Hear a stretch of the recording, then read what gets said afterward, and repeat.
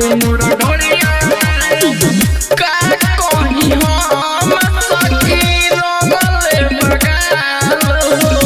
चढ़ते फगुनवा जुबान कोइले बलालो धके हाथ से लगावे पूरा देह सुगरावे फांस गइनी उनका मीठी मीठी बोलिया में देवरा हाँ देवरा रंग लगावे गहिरी मोर ढोलिया में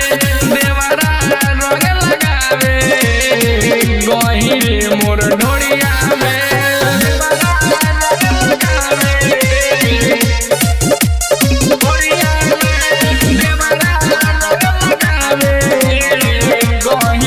मोर ढोलिया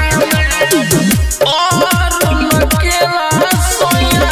से हम कहब राइटर विपिन दीपक अब नहीं साहब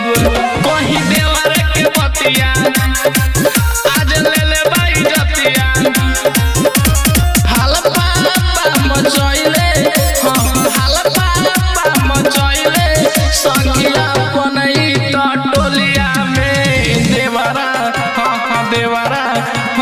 देवरा रंग लगावे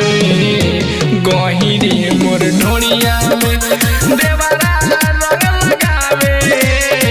गहिरी मोर ढोलिया में। मनोकामना रिकॉर्डिंग स्टूडियो महावीर गज बाजार गोड़ीगावा।